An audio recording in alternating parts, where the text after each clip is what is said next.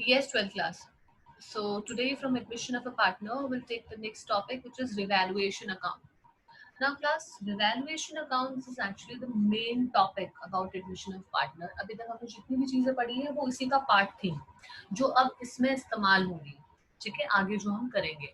So when we are talking about revaluation account, ये एक nominal account है और according to the golden rule of nominal account, as you have learned in 11th standard, we will do what? We'll debit all the expenses and losses and credit all the increase and gain.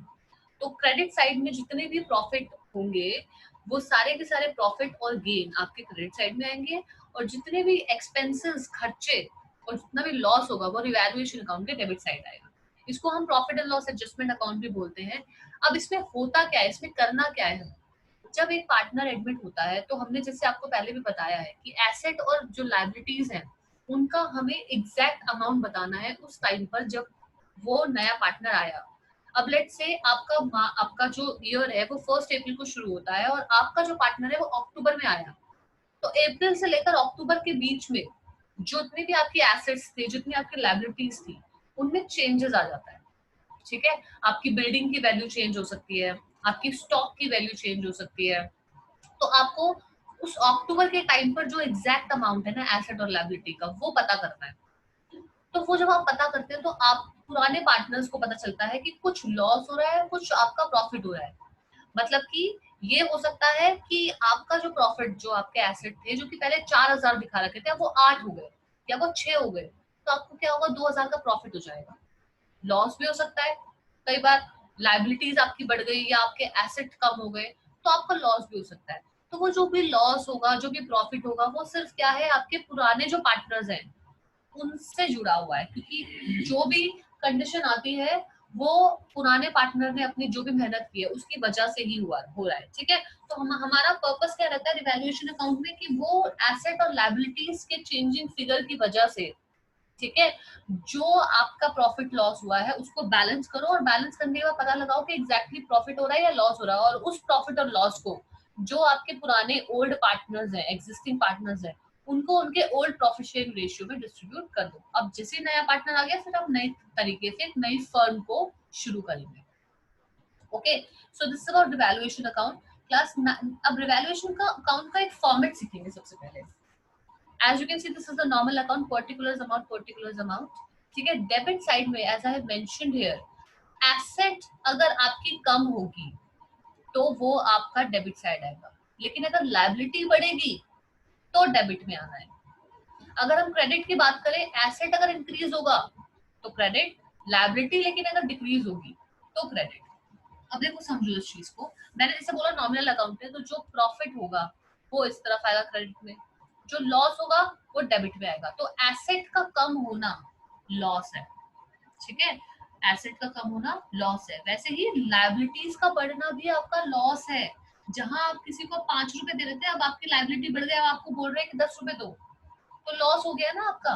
तो ये loss आपका debit में आएगा. ठीक है, वैसे ही अगर asset बढ़ता है तो क्या होता है आपका, वो प्रॉफिट होता है. ठीक है, और लायबिलिटी आपकी कम हो जाए, पहले आपको 5 दे रहे थे लेकिन अब आपको बोल दे कि 2 रुपए दे दो, तो 3 रुपए का प्रॉफिट हो गया ना, आप तो 5 रुपए देने के लिए रेडी थे. ठीक है, तो this is what, this is your gain. तो ये प्रॉफिट, ये गेन, ये इनकम्स आपकी क्रेडिट आएंगी. इसके अलावा आपका एक अनरिकॉर्डेड लायबिलिटी भी होती है. ऐसी कोई लायबिलिटी जो आपने पहले रिकॉर्ड नहीं की थी, अब वो आपके सामने आ गई, आपको पता चला है, तो वो अनरिकॉर्डेड लायबिलिटी दिखानी तो पड़ेगी, अब सामने तो आई है. तो ये क्या है, आपका लॉस हो गया, डेबिट होगा. अगर कोई अनरिकॉर्डेड एसेट है तो वो प्रॉफिट कंसिडर किया जाता है और that will be in your credit side of the revaluation account. उसके बाद हम जब बैलेंस करते हैं दोनों तरफ में, अगर आपका बैलेंस डेबिट साइड आ रहा है तो समझ जाना प्रॉफिट है, और अगर आपका बैलेंस क्रेडिट साइड आ रहा है तो that will be consider as a loss. और वो लॉस और वो प्रॉफिट को हम पुराने पार्टनर्स अगर ए और बी है तो उनके ओल्ड प्रॉफिट शेयरिंग रेशियो में डिस्ट्रीब्यूट कर देंगे. क्लास इसको हम एक क्वेश्चन से समझते हैं.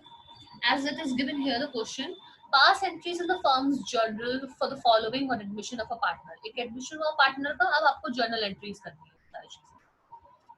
प्लस एक चीज ध्यान देंगे कि जर्नल एंट्री, कई बार आपसे जर्नल एंट्री भी पूछ ली जाती है, तो जब जर्नल एंट्री करोगे तो आप अकाउंट से भी जर्नल एंट्री कर सकते हो. ठीक है, वो हम यहाँ पे समझने की कोशिश करेंगे.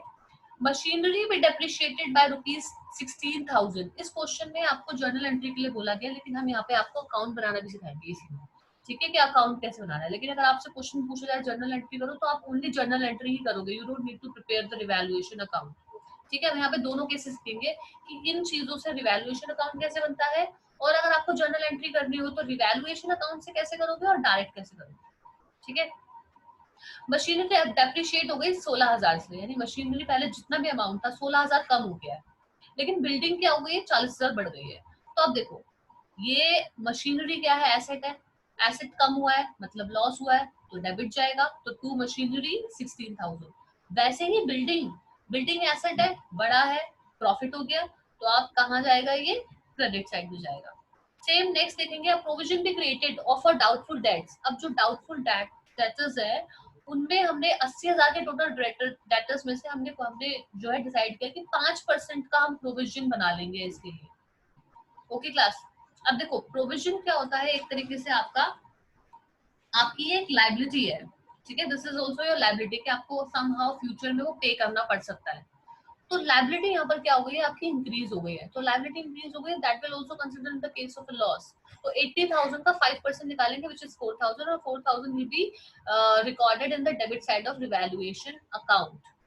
Okay, next is your to provision for warranty claims to be increase by 12,000। अब बोल रहे हैं कि वारंटी का जो क्लेम है उसका प्रोविजन बढ़ गया 12,000 से। जब 12,000 से बढ़ गया तो मतलब पहले तो सोचो कि वारंटी हो क्या सकता है। प्रोविजन फॉर वारंटी क्या लायबिलिटी है, क्या एसेट है? देखो एसेट नहीं है ये आपका, ये बिल्कुल नहीं समझे आप, ये आपके लायबिलिटी है, क्योंकि जब आपने कस्टमर को प्रोडक्ट बेचा और आपने उनको वारंटी दी, उस वारंटी को पूरा करने के लिए आप कुछ प्रोविजन रखते हैं। वो प्रोविजन जो आपके पास आपने जोड़ के रखा है, वो आपको एक ना एक दिन पे करना पड़ेगा, तो वो आपकी लायबिलिटी है। अब यहाँ पर बोल रहे हैं कि वो लायबिलिटी 12,000 बढ़ गई, तो 12,000 बढ़ गई मतलब क्या हो गया, आपका लॉस हो गया। So that will be considered in the debit side of revaluation account. Revaluation account में दिखा दोगे आप 12,000। अब आप देख सकते हो कि 12 4 18, 18 और 6 24, 24 और 10 34, ठीक है। अब आप यहाँ पे देखेंगे, सॉरी, 12 और 4 16, 16 और 6 32, ठीक है, 32 टोटल आ गया ये। सो यहाँ पे टोटल 32,000, 32,000 को 40,000 में से माइनस किया तो टोटल 8,000 वी हैव रिसीव। अब इस 8,000 को, क्योंकि हमें कोई प्रॉफिट शेयरिंग रेशियो नहीं दे रखा था, तो हमने कुछ नहीं किया, लेकिन आपको क्या करना पड़ेगा, प्रॉफिट को ओल्ड शेयर पार्टनर्स के प्रॉफिट शेयरिंग रेशियो में डिस्ट्रीब्यूट करना पड़ेगा। अब देखो क्लास, अब आप इसको, इससे अगर आपको जर्नल एंट्री करनी है, तो जर्नल एंट्री करने के लिए आप दो मेथड दिमाग में रख सकते हो। पहला तो ये है कि रिवैल्यूएशन अकाउंट से जर्नल एंट्री करना। अब आपको बोल रहा है कि बिल्डिंग जो है एप्रिशिएट हुई है, इसकी जर्नल एंट्री करो। तो जब एप्रिशिएट हुई है तो आपको पता है ये रिवैल्यूएशन अकाउंट से जुड़ी हुई है, तो इसमें ये रिवैल्यूएशन, या तो रिवैल्यूएशन अकाउंट डेबिट क्रेडिट होगा या फिर बिल्डिंग अकाउंट डेबिट क्रेडिट होगा, दोनों में से एक डेबिट होगा एक क्रेडिट होगा। बिल्डिंग को देखेंगे है किस तरफ, बिल्डिंग है आपका क्रेडिट साइड तरफ, तो बाय जहां आता है वो समझ जाओ कि जर्नल एंट्री में वो आपका डेबिट होगा, ठीक है। और रिवैल्यूएशन जो है वो आपका 2 हो जाएगा, तो इसकी जर्नल एंट्री हो जाएगी building account debit to revaluation account. लेकिन मशीनरी क्योंकि डेप्रिशिएट हुई है तो ये 2 दिखा रखा है, तो ये आपका जर्नल एंट्री में क्रेडिट होगा और रिवैल्यूएशन डेबिट होगा। तो आप क्या करेंगे, revaluation account debit to machinery account, building account debit to revaluation account, ठीक है क्लास।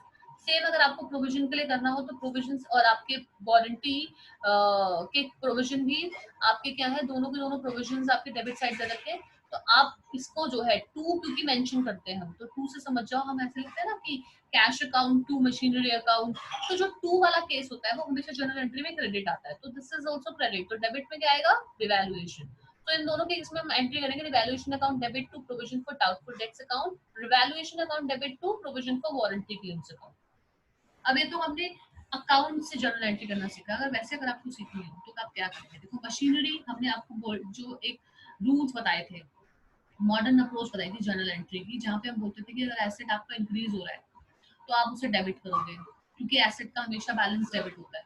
तो अगर आप एसेट को इंक्रीज कर रहे हो तो आप डेबिट करोगे, लेकिन अगर एसेट डिक्रीज हो रही है तो आप उसको क्रेडिट करोगे। लाइबिलिटीज अगर आपकी बढ़ रही है, लाइबिलिटी का बैलेंस क्रेडिट होता है, लाइबिलिटी बढ़ रही है तो क्रेडिट होती है, और लाइबिलिटी घट रही है तो आपका डेबिट होता है। अब यहाँ पे देखेंगे मशीनरी क्योंकि आपकी घट रही है, तो एसेट में अगर डिक्रीज होगा तो उस एसेट को आपको क्रेडिट करना है। और रिवैल्यूएशन को क्योंकि इसे क्रेडिट करो तो रिवैल्यूएशन ऑटोमेटिकली डेबिट हो जाएगा। Same goes with the building account, ठीक है। बिल्डिंग अकाउंट पे क्या होता है आपका कि बिल्डिंग जो है बढ़ रही है, तो एसेट बढ़ रहा है, इंक्रीज हो रहा है, डेबिट करो, रिवैल्यूएशन को क्रेडिट कर दो, ठीक है। ये इसके पॉइंट ऑफ व्यू से आप समझ जाओगे। अब रिवैल्यूएशन के पॉइंट ऑफ व्यू से अगर आपको समझना है, क्योंकि वो नॉमिनल अकाउंट है, तो आपको रिवैल्यूएशन को क्या करना है, जहां पे भी घाटा हो रिवैल्यूएशन को डेबिट करना है। मशीनरी कम हुई, घाटा हो गया, रिवैल्यूएशन को डेबिट करोगे। बिल्डिंग बढ़ गई, फायदा हो गया, रिवैल्यूएशन को क्रेडिट करो। तो दोनों पॉइंट ऑफ व्यू से देखो, यहाँ पे बहुत सारे आपको जर्नल एंट्री के जो दोनों साइड है, डेबिट और क्रेडिट, उन दोनों के पॉइंट ऑफ व्यू से समझ के आप कर सकते हो जर्नल एंट्री, या फिर आप सीधा अपने लेजर जो आपने बनाया है रिवैल्यूएशन अकाउंट, उससे आप डायरेक्ट कर सकते हो, ठीक है।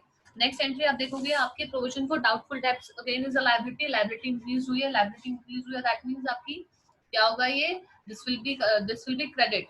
और आपका रिवैल्यूएशन अकाउंट आप देखोगे लॉस हो रहा है, तो लॉस हो रहा है दैट मींस ये डेबिट होगा, तो revaluation account debit to provision for doubtful dates.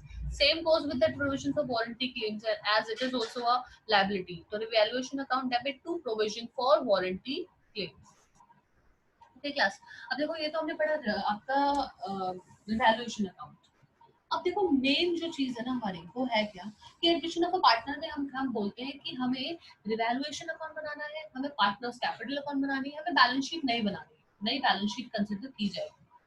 तो इतनी सारी चीजें जब हमें बनानी है, तो इससे पहले जो हमने इतनी क्लासेस में जो चीजें पढ़ी, हमने बोला कि प्रॉफिट शेयरिंग रेशियो निकालो, न्यू प्रॉफिट शेयरिंग रेशियो निकालो, फिर भी एसेट सैक्रिफाइसिंग निकालो, तो वो हमने क्यों पढ़ा है इतनी सारी चीजें, तो उसको हम एक क्विक रिविजन करेंगे, उसको हम रिवाइज करेंगे कि उनकी ये सारी चीजों की रिवैल्यूएशन कैपिटल और बैलेंस शीट में कहाँ कहाँ नीड होती है। तो सबसे पहले बात करते हैं प्रॉफिट शेयरिंग रेशियो में। हमने इसमें नया रेशियो निकालना सिखाया था आपको और एक सैक्रिफाइसिंग रेशियो निकालना सिखाया था। देखो नए रेशियो का इस्तेमाल कहीं नहीं होता, रिवैल्यूएशन अकाउंट में नहीं होता, आपका कैपिटल अकाउंट में नहीं होता, ना ही आपकी बैलेंस शीट में होता। नए रेशियो का इस्तेमाल जैसे ही पार्टनर को आप एंटर कर लोगे, नए पार्टनर को, उसके बाद जो ट्रांजेक्शन होंगी उसमें आप इसका इस्तेमाल करोगे, लेकिन अभी तक नहीं होगा। लेकिन फिर हमने क्यों सीखा ये निकालना, वो हमने इसलिए सीखा कि सैक्रिफाइसिंग रेशियो निकालने के लिए हमें जो रेशियो चाहिए, न्यू प्रॉफिट शेयरिंग रेशियो, वो हम सिर्फ उसी लिए ही निकालते हैं कि हमें इसकी मदद से हम सैक्रिफाइसिंग रेशियो निकाल सकते हैं। क्योंकि सैक्रिफाइसिंग रेशियो जो है वो हमें इस्तेमाल करना पड़ता है प्रीमियम फॉर गुडविल डिस्ट्रीब्यूट करने के लिए। जैसे कि हमने आपको बताया था कि पार्टनर्स कैपिटल में पुराने पार्टनर को जो नया पार्टनर प्रीमियम फॉर गुडविल लेकर आया है वो डिस्ट्रीब्यूट कर दो, लेकिन किसमें, सैक्रिफाइसिंग रेशियो में। नेक्स्ट हमने पढ़ा था गुडविल। गुडविल यहाँ पे देखो दो तरीके की दी होंगी और दोनों में कंफ्यूज नहीं होना, क्योंकि पहली गुडविल है बुक गुडविल जो आपकी बैलेंस शीट में गिवन होगी। नए पार्टनर के आते ही पुराने पार्टनर को वो गुडविल रिटर्न ऑफ कर दो, ठीक है। तो आप अपने जो है कैपिटल अकाउंट में एंट्री होती है इसकी, इसमें आप लिखते हो partners capital account to goodwill account, ठीक है। नेक्स्ट है आपका वैल्यूड। अब वैल्यूड क्या है, इसको हमें एक गुडविल तो दे रखी होती है और वो ये भी हो सकता है कि ना दी हो, ठीक है। लेकिन वैल्यूड गुडविल का जो है वो आपको निकालनी पड़ती है, वो आपको हर हालत में निकालनी पड़ती है अगर एक नया पार्टनर एंटर होता है तो।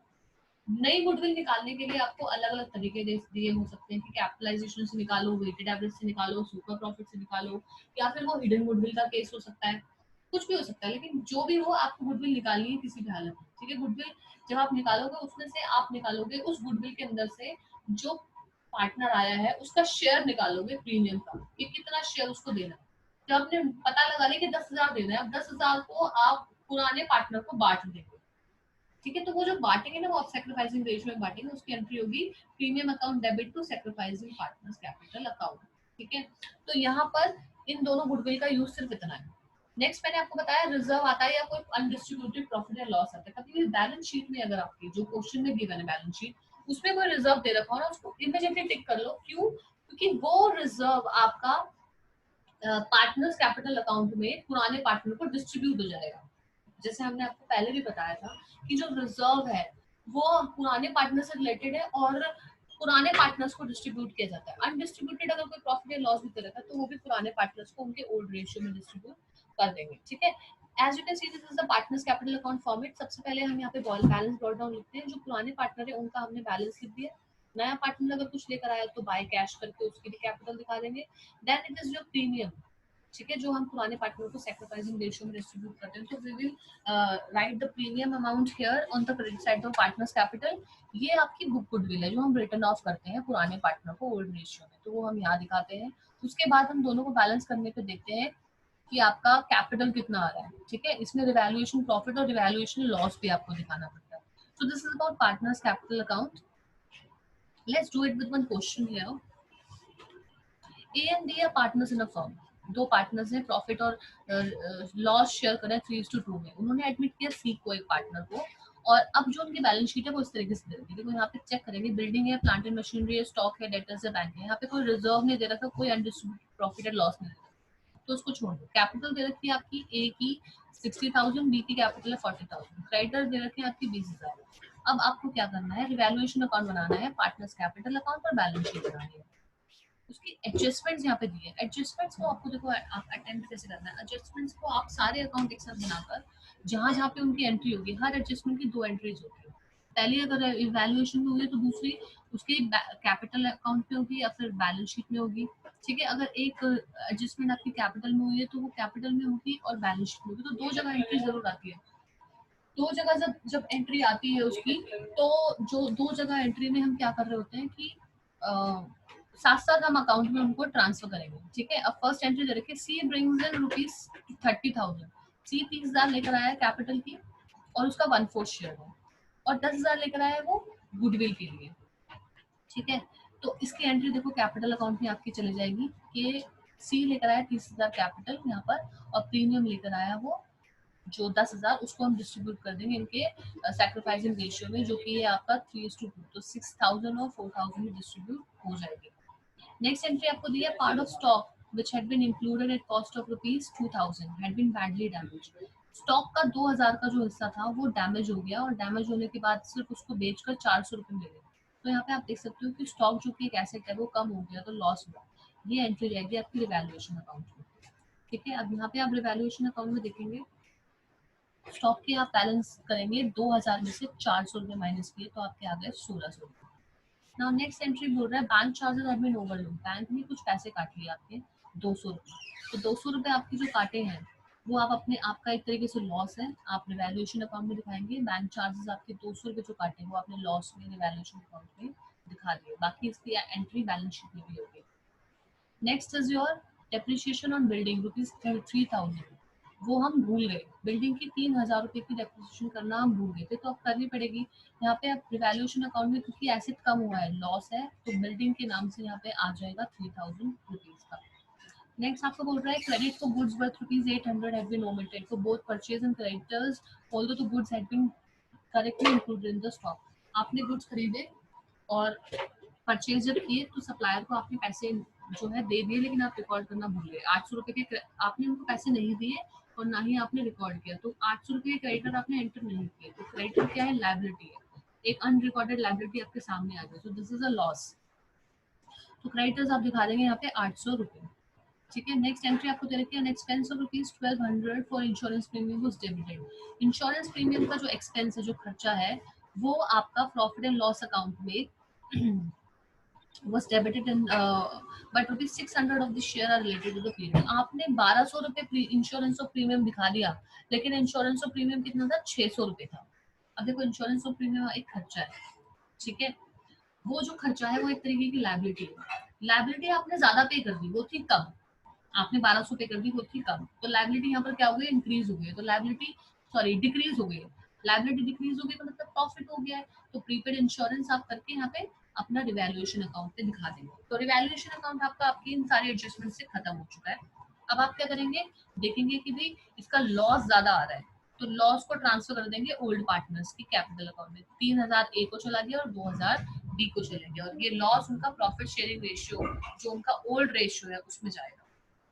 अब बात करते हैं कैपिटल अकाउंट की। देखो, सबसे पहले तो जो दोनों पार्टनर्स की कैपिटल बैलेंस शीट में गिवन थी वो दिखा दो। By balance brought down 60,000 and 40,000। ठीक है, नया पार्टनर अपनी कैपिटल में बैंक ने लेकर आया है जो कि 30,000 रुपए, तो बाय बैंक करके 30,000 दिखा दो। प्रीमियम भी लेकर आया 10,000 की, 10,000 की जो प्रीमियम है वो 3:2 के रेशियो में बांट दो, ए और बी, तो 6,000 एंड 4,000 डिस्ट्रीब्यूट कर दी। नाउ रिवैल्यूएशन का लॉस भी यहाँ पर जाएगा 3,000 एंड 2,000, बस इतनी ही एंट्री यहाँ करनी है और उसके बाद अपना बैलेंस निकालना है। ठीक है, बैलेंस दोनों तरफ का टोटल करके जिसका ज्यादा आ रहा है उसी ज्यादा करने के बाद जहाँ पे कम है वही बैलेंस दिखा दो, ठीक है। तो 66,000 यहाँ पर आ रहा है, 66 टोटल किया हमने, उसमें से 3,000 माइनस किया तो 63,000 इसका ए का जो बैलेंसिंग है कैपिटल का आ गया। देखो कैपिटल अकाउंट का इस्तेमाल क्यों कहाँ होगा, जितनी भी कैपिटल निकल कर आएगी कैरिड फॉरवर्ड होगी वो सारी की सारी बैलेंस शीट नई बैलेंस शीट में जाएगी। तो अब सबसे पहले जो बैलेंस शीट में हम एक ही कैपिटल कंसिडर करेंगे वो करेंगे 63,000। पहले जहां हम एक कैपिटल 60 हम लिख रहे थे, अब उसकी कैपिटल नए पार्टनर के आने से एडजस्टमेंट होने से 63 हो गई है। बी की जो है वो 42 हो चुकी है और सी की जो है वो 30 की 30 है जितनी वो लेकर आया था। अब देखो बिल्डिंग हमारे 3,000 कम हुई थी डेप्रिसिएशन की वजह से, तो 50 में से 3 कम करके 47,000 कर देंगे। प्लांट एंड मशीनरी में कुछ चेंजेस नहीं तो सेम लिख दो, 30 के 30 ही। स्टॉक लेकिन कम हो गया था आपका 1,600 रुपए का, तो 20,000 में से 1,600 कम किया हमने, 18,400 रुपए आ गए। डेटर्स जो थे वो सेम थे, 10 के 10 ही लिख दिए। बैंक में भी कुछ चेंजेस नहीं आया आपका, सेम आपने लिख दिया यहाँ पे। हाँ बैंक में देखो आपके चेंजेस आए हैं, बैंक के चेंजेस के लिए आप बैंक अकाउंट बनाएंगे क्लास। सबसे पहले तो बैंक क्योंकि आपका एक एसेट है, इसका डेबिट बैलेंस होता है, ठीक है। डेबिट बैलेंस होता है तो आप पहले बैलेंस लिख लो कि है कितना, तो आप लिखेंगे टू बैलेंस ब्रॉट डाउन और बैलेंस लेंगे आपकी इसकी पुरानी बैलेंस शीट से, वहां से दिखाई दे रहा है आपको 10,000 रुपए है, तो आपने 10,000 रुपए ले लिया। अब देखो जितना पैसा गया बैंक में, जितना पैसा आया वो सारा यहाँ दिखाएंगे। सबसे पहले तो बैंक ने आपके चार्जेस ले लिए 200 रुपए, तो चला गया 200 रुपए, दिखा दो क्रेडिट साइड में। आया भी तो है, आया है कितना 30,000 रुपए, जो नया पार्टनर 30,000 लेकर आया है वो आपने दिखा दिया। ऊपर से 10,000 वो कैपिटल के भी लेकर आया है, ठीक है। 10,000 30,000 कैपिटल का लेकर आया और 10,000 प्रीमियम फॉर गुडविल के भी लेकर आया है।